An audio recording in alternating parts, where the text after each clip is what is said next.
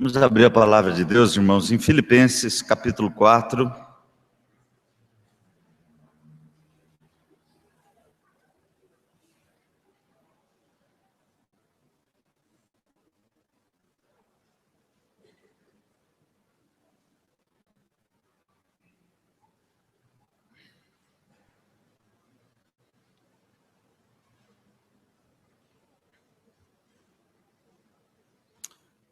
Verso 8 e 9.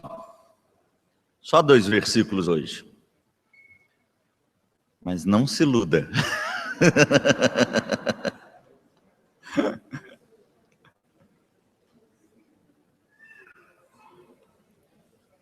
Filipenses 4, 8 e 9.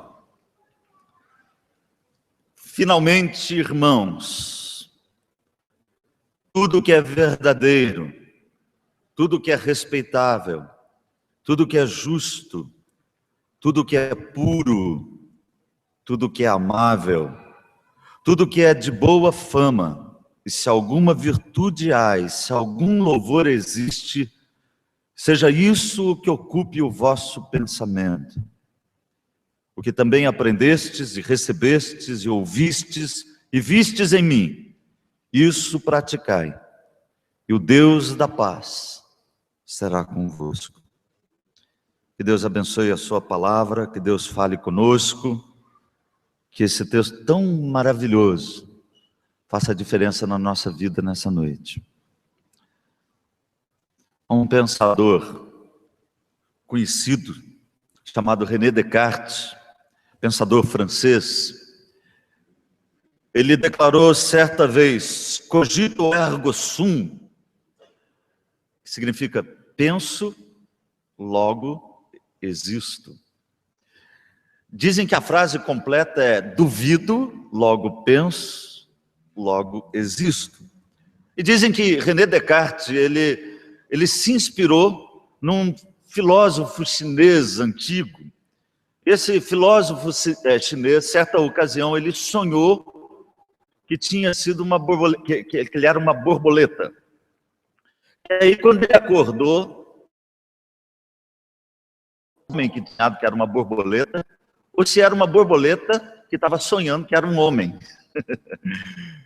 E aí René Descartes pega esse raciocínio e ele fala assim, olha, se eu estou refletindo, se eu estou pensando, se eu estou questionando, então eu de fato existo. Eu não sou uma ilusão. Raul Seixas aproveitou esse pensamento do chinês lá e fez até uma música. Existe uma música que fala sobre esse sonho do sábio chinês. Mas deixando de lado René Descartes, deixando de lado esse sonho maluco desse sábio chinês, é importante a gente saber que aquilo que a gente é, aquilo que a gente pensa, a gente é. E se eu e você pensamos como Cristo, nós somos bons cristãos. E esse texto fala sobre isso, irmãos, sobre o pensamento do cristão. E eu quero, antes de entrar no tema, fazer algumas considerações iniciais bem rápidas do nosso contexto, ou do contexto dessa passagem. Paulo, ele começa o verso 8 com a palavra finalmente, irmãos. E há duas maneiras de nós entendermos esse finalmente de Paulo. Ele normalmente usa finalmente quando ele está concluindo a sua carta, a sua epístola, mas às vezes ele usa finalmente como uma forma dele relacionar aquilo que ele vai dizer com aquilo que ele disse. E eu entendo que a palavra finalmente aqui é uma continuação do pensamento anterior. Porque se você ler o verso 7, você vai ver que Paulo termina com a paz de Deus, a paz que excede o entendimento, guardará o vosso coração e a vossa mente em Cristo Jesus. E no verso 9, Paulo volta a falar sobre a paz, só que ele fala, o Deus da paz seja convosco. Então, há um ciclo aqui, né? Um círculo que se completa nesses 2 versículos. A paz de Deus no verso 7 e o Deus da paz no verso 9. E eu concordo também com a maioria dos comentaristas quando eles dizem que a frase central desses 2 versículos é essa frase seja isso o que ocupe o vosso pensamento. Essa é a frase central dessa passagem. E eu acredito, irmãos, que toda a preocupação de Paulo aqui é em combater a ansiedade, mas em nos prevenir também acerca do nosso pensamento, para que nós não sejamos influenciados pelo mundo e nem ludibriados pelo inimigo, e que sejamos pessoas firmes que reflitam no viver aquilo que nós pensamos. Então, é a frase central do texto. A palavra que aparece aqui é a palavra logizomai. É uma palavra só que traduz toda essa frase. Seja isso que ocupe o vosso pensamento. É uma ordem. Esse verbo está no imperativo e traz a ideia de levar em conta, considerar todas as razões. Qual que é a ideia aqui? É que você e eu devemos refletir em todas as qualidades que estão aqui e fazer com que essas qualidades modelem a nossa vida. É mais ou menos essa a ideia da frase, seja isso o que ocupe o vosso pensamento. Ou da palavra logizomai, que é um imperativo bíblico para as nossas vidas. Além disso, irmãos, também aqui como parte do contexto, há uma conexão íntima entre duas frases aqui. A frase, seja isso que ocupe o vosso pensamento, no verso 8, e a frase, isso praticai, no verso 9. Ou seja, não adianta eu só pensar, não adianta só eu ter um pensamento correto, eu preciso colocar em prática aquilo que eu penso e aquilo que é princípio de vida da minha mente. Mas também eu quero fazer uma consideração importante, que há duas expressões interessantes no verso 8. A primeira é tudo o que é puro, tudo que é respeitável, etc. Né? E a outra expressão é se alguma virtude ou se algum louvor. Então essas duas expressões, tudo o que, ou se alguma ou algum, traz a ideia de abrangência, de totalidade. Ou seja, todos nós precisamos colocar em prática tudo que está aqui. Ninguém pode ficar de fora e ninguém pode excluir uma dessas virtudes. Nessas duas expressões, nós temos a totalidade, a abrangência desses princípios para a nossa vida. E são 6 virtudes aqui apontadas no verso 8. Olha como o texto é pequeno, mas é rico. Que são precedidas da expressão tudo o que é. Tudo o que é verdadeiro, respeitável, justo, puro, amável e de boa fama. 6 virtudes. E aí Paulo faz um complemento com a introdução, se alguma virtude há e se algum louvor existe, seja isso que ocupe o vosso pensamento. Ou seja, todas as virtudes são importantes e nenhuma delas pode ficar de fora da vida do cristão. Essa é a ideia desse versículo. No verso 9, nós temos então a ordem. Em virtude desse pensamento certo, eu preciso praticar. Verso 8, ou verso 9. Isso praticai, diz Paulo. E essa ordem, isso praticai, é precedida de 4 verbos. Aprender, receber, ouvir e ver.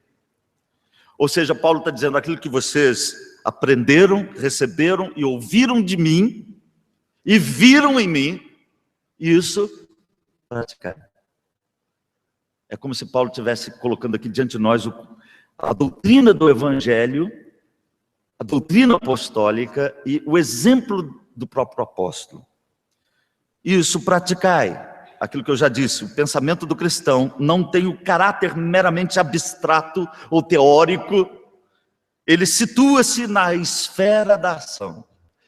Esse texto é muito precioso, irmãos, e eu quero desafiar você nessa noite a pensar. E eu espero que eu consiga fazer isso. E eu, com certeza, eu conto com a ajuda que não é minha, mas do Espírito de Deus, que sem ele nada do que é falado aqui tem efeito algum. Alguns domingos eu falei sobre a corrida do cristão. Nós devemos olhar firmemente para o alvo, esquecer das coisas que para trás ficam e avançar para as que diante de nós estão. Depois eu falei sobre o andar do cristão. Paulo diz que nós devemos andar segundo o modelo dele, não segundo os mestres, falsos mestres daquela época. terceiro lugar, eu falei sobre a resposta do cristão. Sim e não, diante dos desafios da vida. E hoje eu quero falar sobre o pensamento do cristão. Não teórico, mas prático e obediente. Esse é o nosso tema.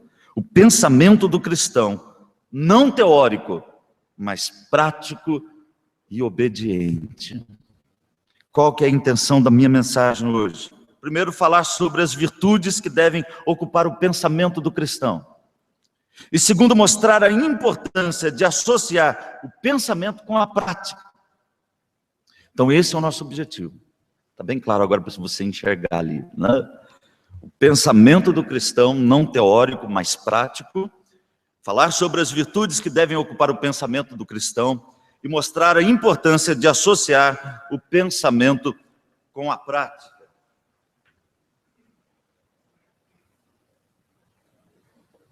Já que a ordem principal do texto é seja isso que ocupe o vosso pensamento, eu quero começar a falar exatamente sobre pensamento.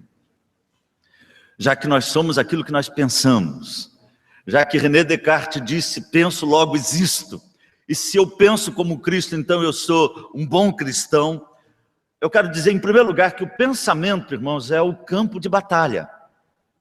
Talvez seja o mais terrível campo de batalha da nossa vida. O pensamento. Porque o homem é aquilo que ele pensa, como eu disse. Pensamentos errados levam a um comportamento errado. O pensamento correto, à luz desse texto, não é algo opcional, que você escolhe ou não escolhe, é uma ordem, é um imperativo. Trata-se de um imperativo bíblico para a nossa vida. Nós devemos ocupar o nosso pensamento com coisas boas, porque o pensamento é um campo de batalhas, e elas se travam, com certeza, irmãos, na nossa mente, nas ideias, nos raciocínios, muitas vezes falazes, nos princípios, nos valores que são ensinados e entram na nossa mente. O pensamento precisa ser controlado pelo Espírito Santo e pelos valores ensinados aqui. O nosso mundo hoje, ele nos impulsiona a pensar em duas direções básicas. Na direção do pragmatismo e na direção do emocionalismo. Eu vou explicar o que eu quero dizer com isso. A pergunta hoje não é, isso é verdade? A pergunta é, isso funciona? Ou eu vou me sentir bem? Essa é a pergunta. Nós não estamos preocupados com a verdade. Principalmente nas igrejas hoje, não há uma preocupação com a verdade, com o evangelho. Nós não estamos atrás da verdade, nós estamos atrás daquilo que vai nos arrepiar, que vai fazer cócega na nossa alma, ou que vai trazer um resultado imediato. Mas nem sempre aquilo que traz um resultado imediato e que nos arrepia é verdade. Nem sempre. E a nossa busca deve ser pela verdade acima de tudo. Paulo disse a Timóteo, haverá um tempo em que as pessoas vão se recusar a dar ouvidos à verdade e vão se entregar a fábulas, como que sentindo coceira no ouvido. E nós vivemos num tempo assim, que alguém chamou de um tempo de suicídio da reflexão e do pensamento.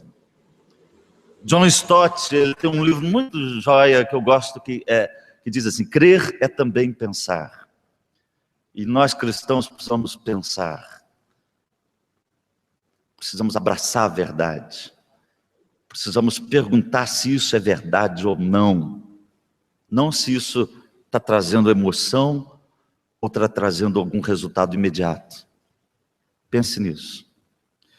Ainda fazendo uma reflexão sobre o pensamento, e eu falei que o pensamento é um campo de batalhas, nós precisamos anular sofismas. E essa é uma expressão de Paulo em Coríntios. E aqui eu quero entender isso também, que Paulo está preocupado com isso, ele está preocupado com sofismas, com ideias. E o texto de Coríntios é interessante, Paulo diz que as nossas armas, elas não são carnais, mas elas são poderosas em Deus para destruir fortalezas e destruir sofismas, anulando todos os sofismas. São duas palavras interessantes que Paulo usa lá em Coríntios. Paulo usa a palavra fortaleza, e fortaleza aqui significa algo que alguém confia, são raciocínios que a pessoa constrói. Então ela constrói uma fortaleza na mente, de argumentos, de raciocínios, e ela acaba ficando, muitas vezes, presa a isso aí. E o diabo, ele sabe que a batalha, ela se trava no campo das ideias, e ele vai usar essas fortalezas para nos destruir. E Paulo fala também da palavra sofismas, anulando sofismas. Sofisma é um argumento formulado, um argumento falso, formulado de propósito, para induzir ao erro. Ele pode até ter uma premissa verdadeira, começa com a afirmação verdadeira, mas leva a um erro, a uma conclusão falsa. Esses dias eu escrevi no boletim de hoje, coloquei esse artigo no jornal ontem, porque eu fiquei muito indignado com o que um juiz da nossa cidade escreveu. E eu não quis polemizar com ele, mas ele faz algumas afirmações ali que parecem verdadeiras. A ciência provou que a Bíblia está errada. A ciência provou que Deus não existe. A ciência nunca provou isso. Nunca se ocupou com isso. E ele joga essas palavras e as pessoas falam assim, ele está certo. A Bíblia é cheia de historinha, ela é mística, ela é mágica, mas ela não é verdade. São essas fortalezas, esses sofismas que estão às vezes destruindo e derrubando as nossas vidas. Mas Paulo diz algo interessante, ele diz que as nossas armas são poderosas em Deus, para destruir fortalezas e anular sofismas. E que nós devemos fazer o quê? Pegar o nosso pensamento e levar o nosso pensamento cativo a Jesus Cristo. A obediência de Cristo. Eu gosto muito dessa ideia. Eu preciso pegar o meu pensamento e trazer o meu pensamento preso às verdades de Cristo, aos valores de Cristo. E quando eu trago o meu pensamento preso à vontade de Cristo, então eu venço essa batalha no campo das ideias, que é a pior de todas. Teve uma época na igreja que as pessoas pregavam que batalha espiritual era você conhecer os nomes dos demônios que existem na cidade. Descobrir onde é o templo de Satanás, ou a casa do diabo. E aí você vai descobrir, normalmente esses lugares onde o diabo mora na cidade, ou é perto de uma favela, ou é numa casa pobre, ou é perto de um terreiro de umbanda.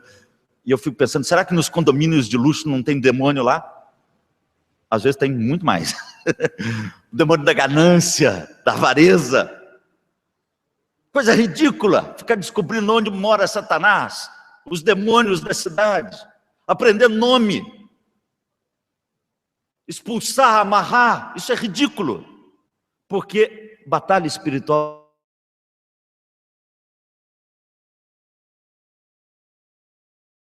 trava essa mente, e nós precisamos trazer o nosso pensamento cativo a Jesus Cristo. Seja isso o que ocupe o vosso pensamento. Segundo lugar, Paulo vai falar então o que ocupa, o que deve ocupar o pensamento. E aqui é muito prático. E como eu já disse na introdução, todas as virtudes devem ser praticadas por todos nós. Ou seja, todos e todas as virtudes. E nós podemos ir nas duas expressões, tudo o que é, e se alguma virtude, e se algum louvor. Então essas duas expressões abrangem todos os crentes e todas as virtudes devem ser praticadas por todos nós. Tudo o que é, todos os crentes precisam ocupar sua mente de todas as virtudes que estão aqui. Se alguma virtude há, se algum louvor existe, abrangência e totalidade, nada de fora. Então, à luz disso, nós podemos enumerar rapidamente essas 6 virtudes recomendadas aqui, a princípio no verso 8. Depois temos 2 a acrescentar. E é maravilhoso esse texto, irmãos. Paulo diz, tudo o que é verdadeiro. Isso é uma boa medida para nós, né? Saber o que está ocupando a nossa mente hoje. O que nós estamos alimentando a nossa mente? Será que a gente pode dizer que tudo o que é verdadeiro, a palavra grega é aletheia, que pode ser usada a verdade em oposição àquilo que é irreal, fantasioso, ou aquilo que é falso? As duas coisas estão presentes aqui, ou seja, eu não posso alimentar a minha mente com fantasias e nem com mentira. Eu não posso ocupar o meu pensamento com aquilo que é falso ou com aquilo que é ilusório, porque se eu fizer isso, eu vou ter uma tendência muito grande a ficar ansioso, porque é o assunto anterior. A ansiedade, diz o reverendo Hernandes Dias Lopes, em última análise, é ocupar o pensamento com aquilo que muitas vezes é irreal, porque a gente sabe se vai acontecer ou não vai acontecer, ou com aquilo que é falso. Deus não cuida de mim, Deus me desamparou. Segundo lugar, tudo o que é respeitável. A palavra grega é semnos, e eu gostei muito do que William Barclay comenta sobre essa palavra. Ele diz, essa palavra traz a ideia de alguém que se move dentro do mundo, como se todo mundo fosse o templo de Deus.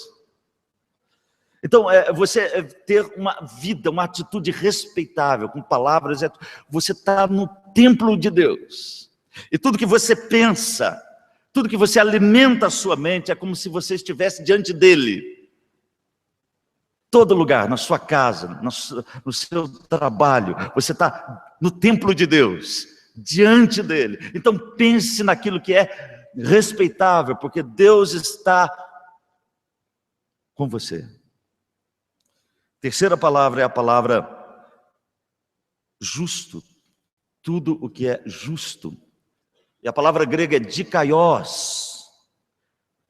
E essa é uma palavra tanto do dever assumido como do dever realizado.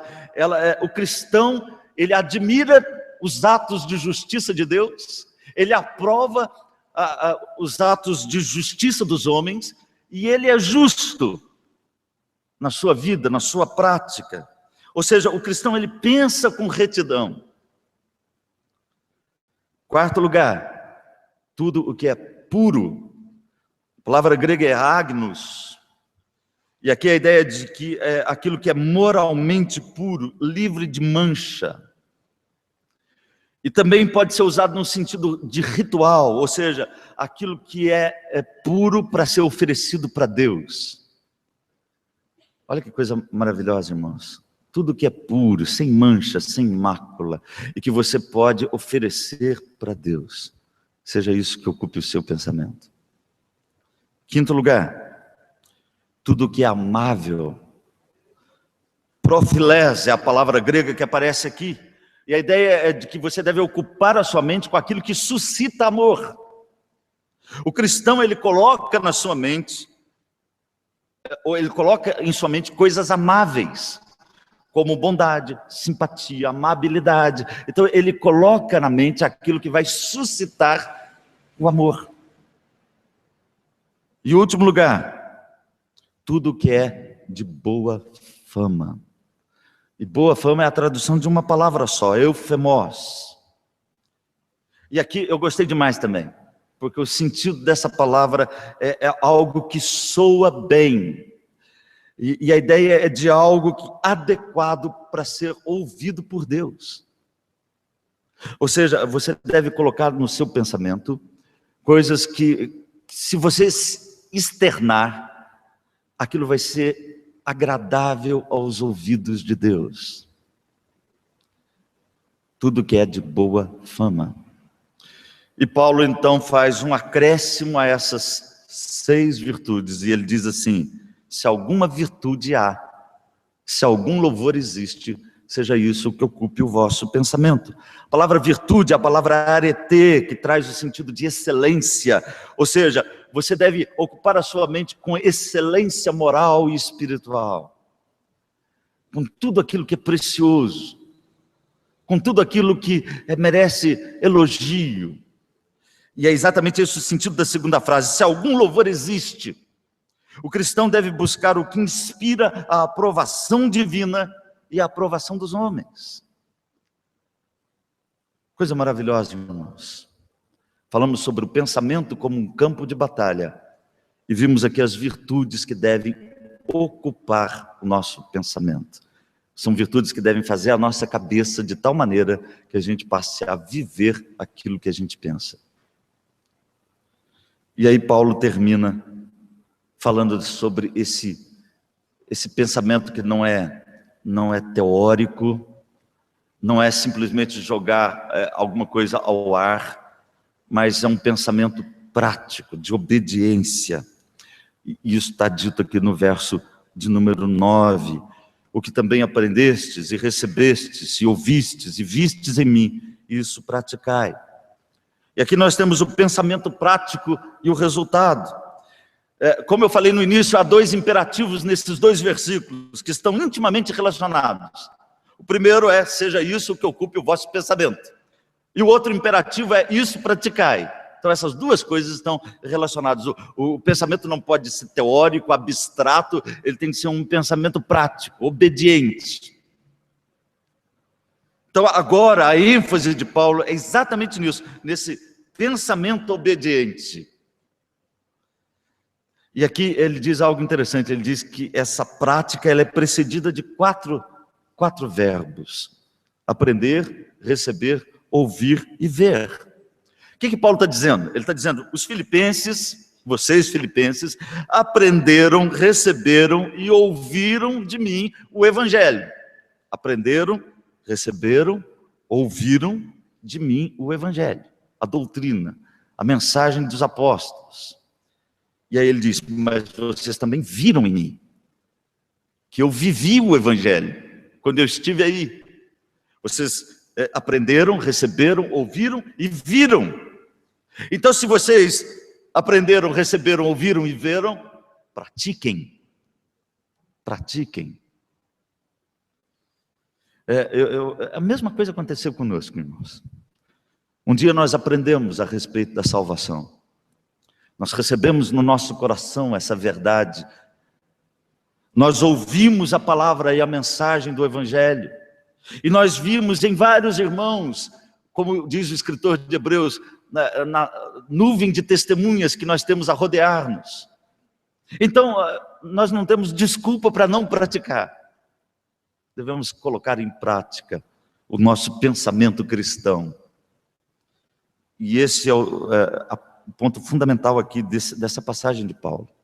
Isso praticai. O reverendo Hernandes, ele diz algo interessante, ele diz, não basta ter fatos na cabeça, é preciso ter verdade no coração. Guarde essa frase, bonita a frase dele, né? Não basta ter fatos na cabeça, é preciso ter verdade no coração. Mas também, irmãos, não adianta ter ensinos e exemplos, nós precisamos colocar em prática o que nós aprendemos. Se você lê Tiago, você vai ver que Tiago explora muito isso. Tiago fala daquilo que eles ouviram, daquilo que eles aprenderam, e Tiago está trabalhando nisso na sua carta, e aí ele diz que nós não podemos ser ouvintes negligentes, mas praticantes da palavra. Porque se alguém ouve, aprende, recebe, não pratica, não adianta nada. E às vezes eu fico preocupado com isso, irmãos, porque às vezes nós, crentes, sabemos muito, mas vivemos pouco. Temos na ponta da língua as verdades do evangelho, mas às vezes não colocamos em prática aquilo que nós precisamos colocar. E eu cito William Hendrickson, ele diz assim, precisamos ter olhos abertos para ver, ouvidos atentos para aprender e disposição para praticar o que aprendemos. Outra frase bonita, né? Aquilo que você aprendeu, recebeu, ouviu, viu, você precisa praticar. Tudo aquilo que você tem aprendido, visto, ouvido no evangelho, na palavra de Deus, pratique, pratique. Não fique aqui só na sua mente, senão não resolve nada.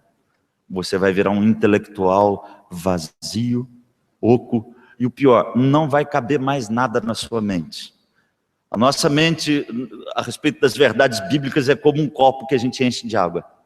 Você vai pôr no água até chegar no limite daquele copo. Não adianta você pôr mais, que vai derramar. Você precisa beber a água para caber mais água naquele copo. O crente vai recebendo, vai recebendo. Se ele não põe em prática, o copo vai encher. E aí ele vem na igreja e sai do mesmo jeito, porque ele não pôs em prática. Não cabe mais nada. Precisa pôr para a vida aquilo que ele aprendeu. E o texto termina maravilhosamente, confortante para todos nós. E aí eu falo sobre o resultado. Paulo diz: o Deus da paz será convosco.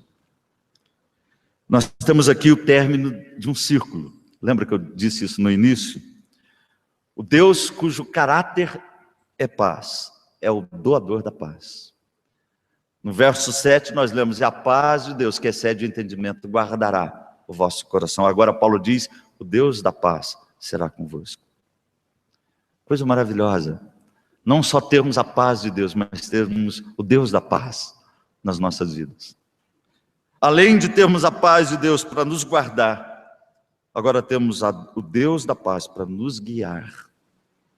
E Paulo termina esse texto dessa forma. Muito bem. Pensamento do cristão. Esse foi o nosso tema dessa noite. Em primeiro lugar, eu falei sobre o pensamento em si. E falei do pensamento como um campo de batalhas. Em segundo lugar, eu falei sobre o que deve ocupar o nosso pensamento. As 6 virtudes apontadas aqui no início do verso 8. Tudo que é verdadeiro, respeitável, justo, puro, amável, de boa fama. E o acréscimo que Paulo fala: se alguma virtude há, se algum louvor existe, tudo que é excelente, seja isso que ocupe o nosso pensamento. E tudo aquilo que inspira louvor e aprovação de Deus, e dos homens também, seja isso que ocupe o nosso pensamento. Em terceiro lugar, eu falei sobre o pensamento prático e o resultado. O Deus da paz será conosco. Eu quero fazer 3 aplicações para a gente terminar, irmãos. Primeira, ocupe o seu pensamento de boas virtudes. Faça isso. O fruto será a paz. E eu quero fazer uma pausa aqui para fazer uma reflexão mais prática ainda. O que a gente tem colocado na nossa mente durante a semana? Porque a gente coloca muita coisa boa aqui na igreja quando a gente ouve de manhã, escola dominical, a palavra de Deus. Mas o que você põe na sua mente durante a semana? Quantas vezes você se alimenta ou alimenta a sua mente de coisas verdadeiras, amáveis, puras, justas? Ou a gente alimenta a mente com novela?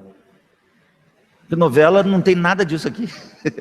Você pode até entreter, eu não estou falando para você não assistir, não é nada disso, mas às vezes a gente fica tão envolvido com isso na mente, e isso acaba fazendo a nossa vida. Eu me lembro que no meu tempo de seminário, numa congregação, uma irmãzinha pediu oração. Seminarista, eu queria que você orasse por fulana de tal. E nós ficamos sem saber quem que era aquela fulana de tal, né? E nenhum pastor sabia da igreja quem que era aquela fulana de tal. E aí nós descobrimos que era uma personagem da novela. Ela teve um problema lá, ore por ela. E aí tivemos de explicar para ela que aquilo não era verdade, aquilo era uma representação. Mas às vezes a gente assimila tanto isso, os valores, né, que a gente acaba acreditando e vivendo, e aquilo passa a ser a nossa vida. Passa a ser a nossa vida. Então, pense em boas virtudes. Segundo lugar, procure ser aprovado por Deus no exercício do seu pensamento. Pense nisso, né? Será que o que eu vou pensar, o que eu estou ocupando a minha mente, Deus aprova? Deus aprova? Deus não liga de você pensar coisas boas da vida. A gente pode pensar em coisas boas da vida. Pode pensar em casar, pode, não tem problema nenhum, né? E namorar, desde que seja com juízo. Mas pense nisso, né? Deus pode estar ali lendo o meu pensamento. Aliás, Ele sabe de todas as coisas. Então procure ser aprovado por Deus no seu pensamento. Terceiro lugar, coloque em prática o aprendizado cristão. Então, aquilo que você aprendeu aqui hoje, coloque em prática. O fruto será Deus da paz em sua companhia. Que Deus nos abençoe, irmãos. Vamos encerrar o nosso culto cantando mais um hino. A Samira lembrou que faz tempo que a gente não canta. Esse hino. Vamos ficar em pé, mas ele está bem de acordo com aquilo que a gente falou aqui nessa noite. 121.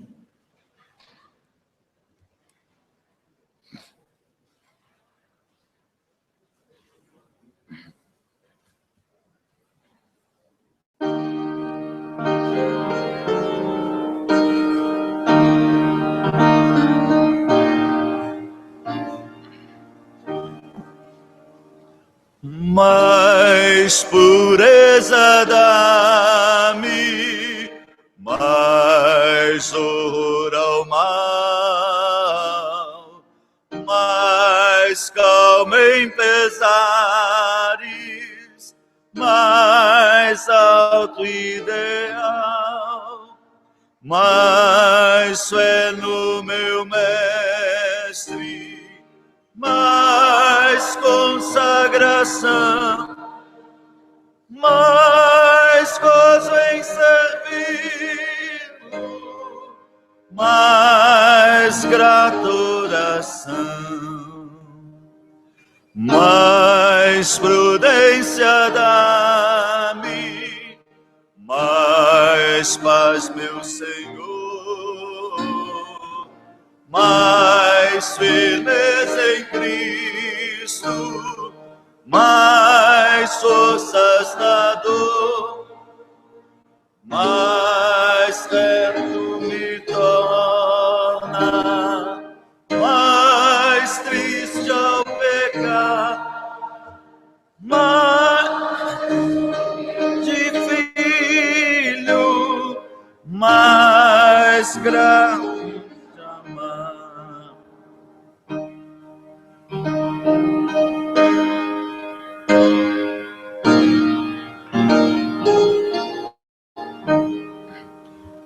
Mais confiança dá-me,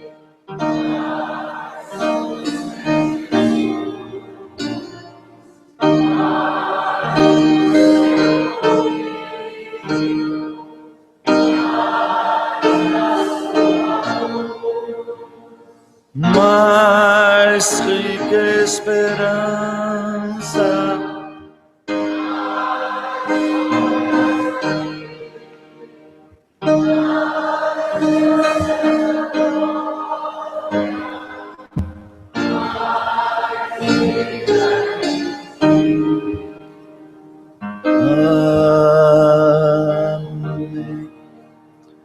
Deus amado e querido, obrigado, ó Deus, por esse culto.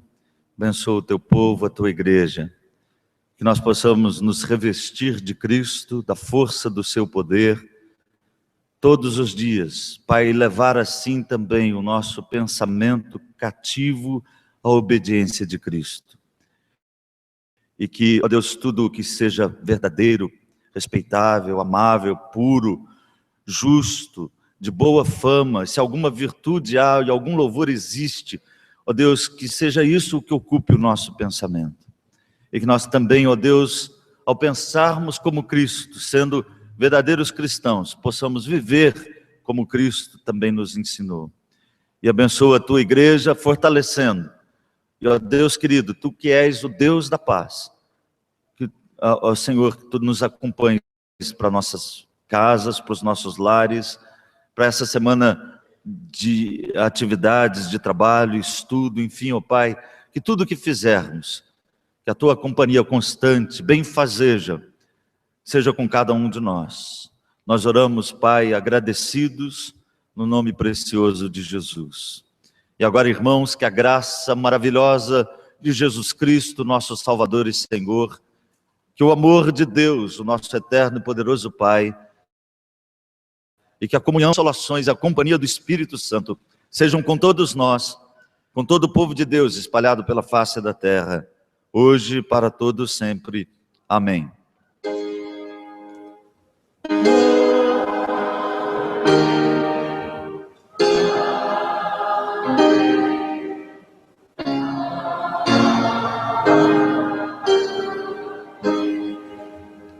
Deus te abençoe, da cabeça aos pés. Dê um abraço no seu irmão, pessoa que está aí do seu lado.